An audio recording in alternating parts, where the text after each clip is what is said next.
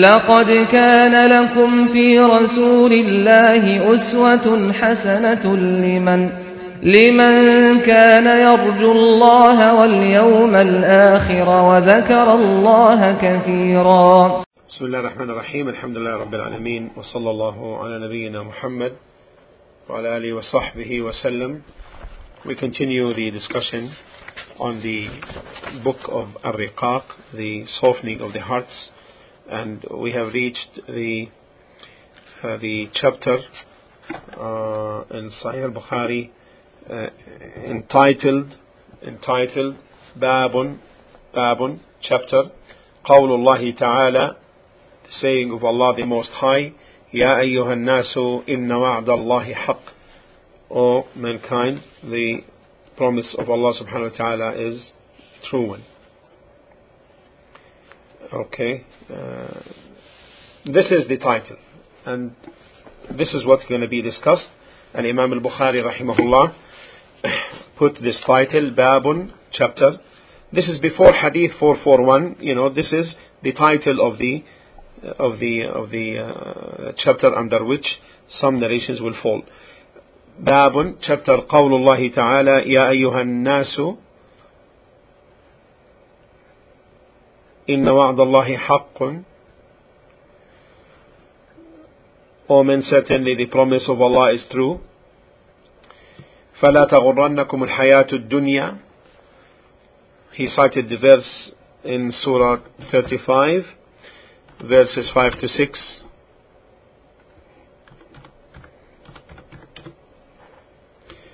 فَلَا تَغُرَّنَّكُمُ الْحَيَاةُ الدُّنْيا وَلَا يَغُرَّنَّكُمْ بِاللَّهِ الْغَرُورُ إِنَّ الشَّيْطَانَ لَكُمْ عَدُوًّا فَاتَّخِذُوهُ عَدُوًّا إِنَّمَا يَدْعُو حِزْبَهُ لِيَكُونُوا مِنْ أَصْحَابِ السَّعِيرِ. O mankind, verily the promise of Allah is true.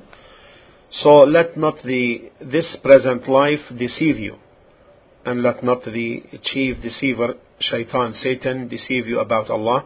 Surely Shaitan is an enemy to you, so treat him as an enemy. He only invites his hizb, his followers, or his party, his followers, that they may become the dwellers of the blazing fire. The explanation of this, Ya ayyuhan nasu inna wa'dallahi haqq. O mankind, this addressing is to entire mankind. Even the kafir falls under this address, is included. And this direction from Allah subhanahu wa ta'ala, it is because this life is a deceiving one, the life of this world. It deceives the kafir as well, it deceives the believer. And the statement of Allah, the promise of Allah is true, inna wa'dallahi haqq, comprises His promise and His threat, His promises and His threats.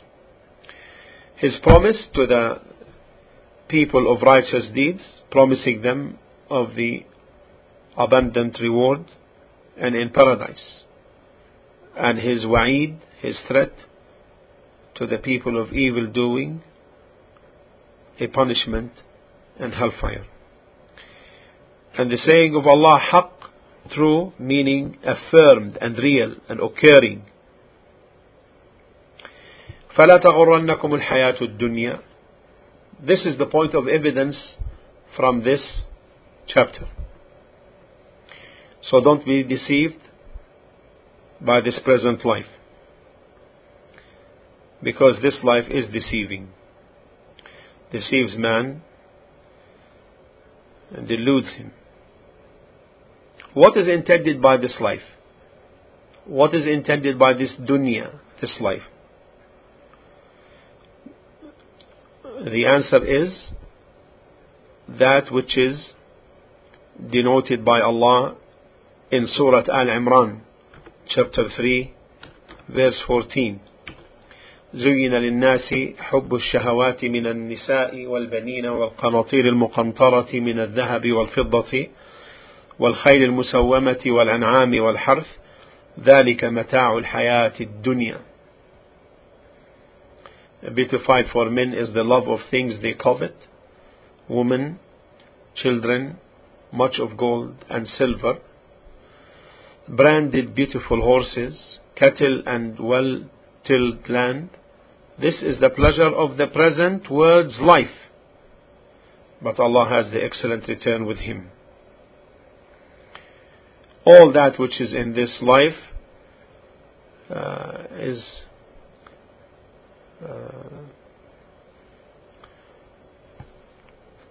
comprised in this statement of Allah subhanahu wa ta'ala in this verse. This is the mata', this is the pleasure of this life. Because man may be deceived by, allured by the wealth, by woman, by prestige and status, also by that which he mounts, cars and so forth, also by that which he dwells.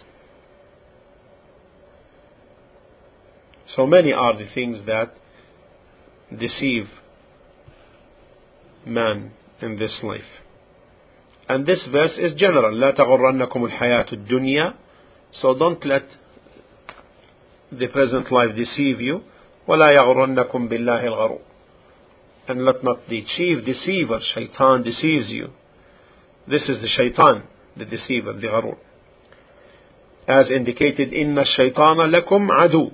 Because surely shaitan, Satan, is an enemy to you. So therefore this also deceives, shaitan. And this may comprise the shaitan of mankind, shayateen al-ins, the shaitan from mankind, from men, and shayateen al-jinn, and those from jinn. The shaitan of jinn is that from the unseen, which we don't see, but we know of its influence. We know of its influence and its effects.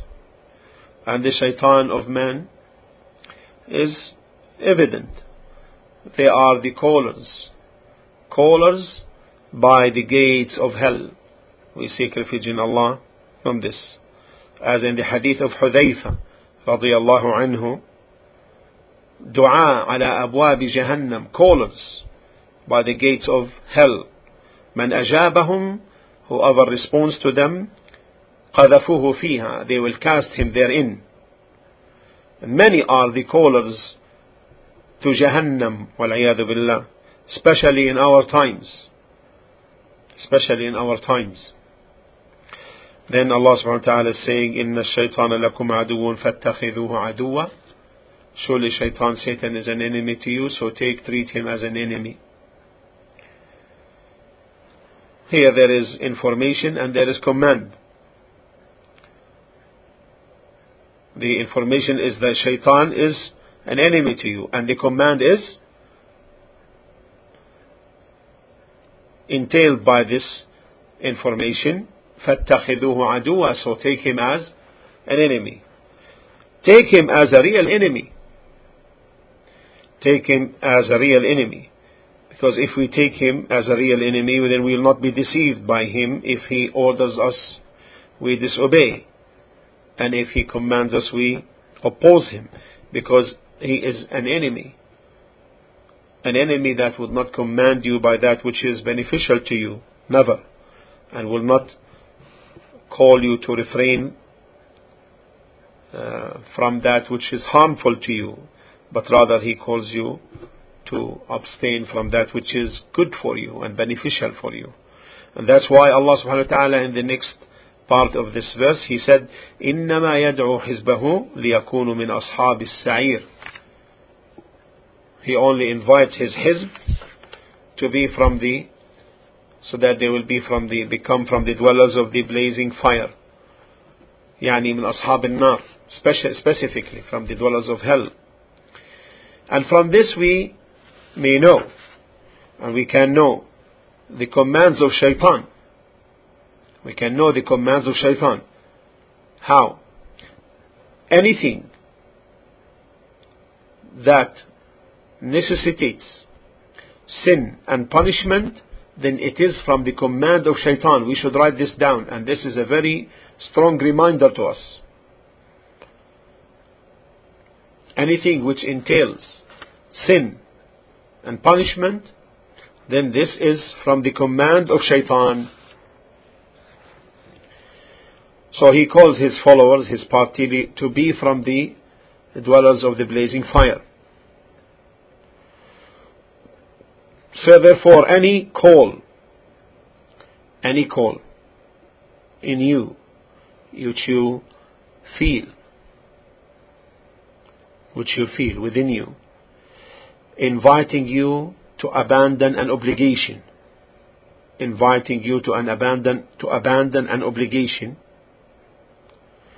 or to commit the haram, what is unlawful, then know that it is from shaitan.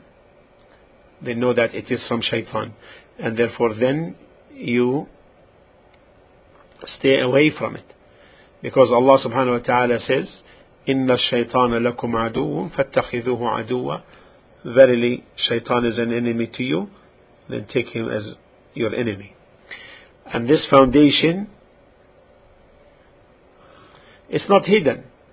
It's not hidden from anyone.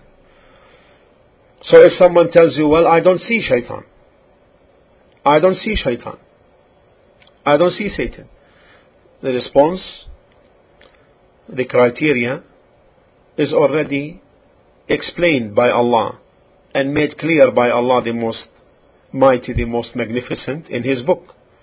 And that is, whenever you feel from yourself an inclination to sin, then know that this is from the command of shaitan. So oppose it. Is that clear? Many people ask, how?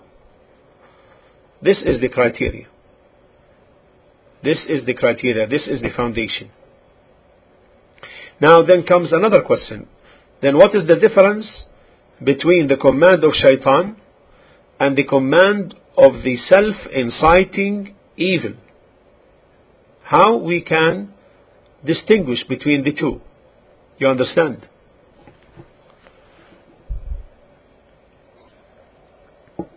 You understand the question? طيب. And the answer, in origin, the self-inciting evil is commanded by the command of shaitan. Why? Because it commands what shaitan commands. Is that clear? In origin, the self that commands or incites evil is commanded by shaitan's command. Why? Because it commands what shaitan commands. Clear? Yes. Evil. طيب, question.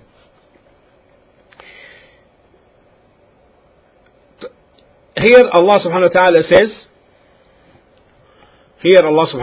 says, إنما يدعو حزبه. He only invites his hizb.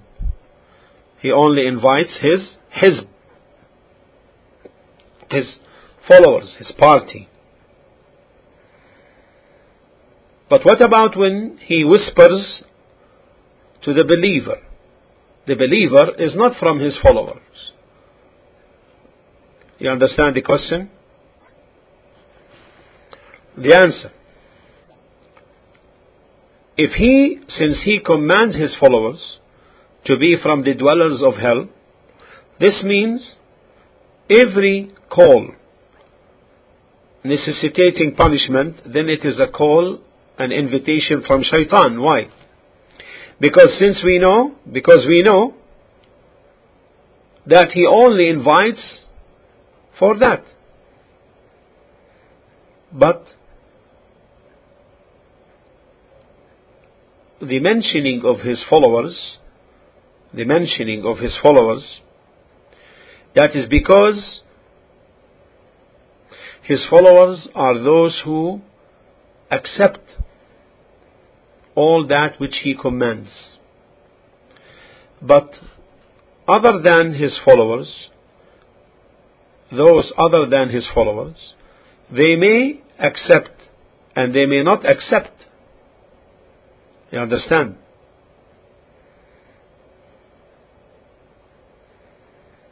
You see that? You understand? Every call to the fire is from shaitan, and he only invites for that. The mentioning of his followers in this verse means that his followers are those that accept what he commands. Those who are not his followers may accept or may not. Also,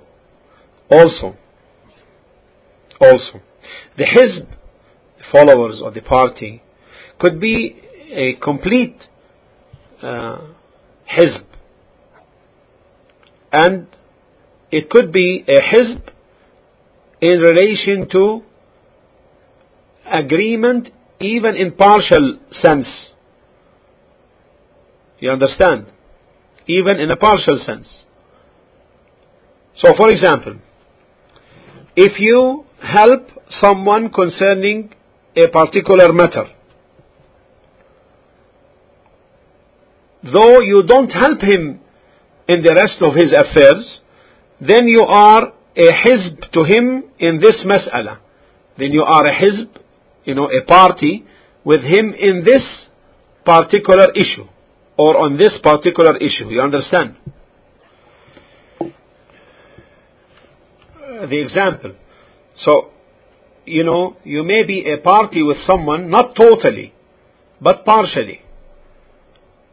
You may give aid to a person in one of his affairs, though you may not in the rest of his affairs at all. Regarding this particular affair, you are a Hizb to him. You are a party to him. You understand? والله تعالى أعلم وأعلم وصلى الله على نبينا محمد وعلى آله وصحبه وسلم.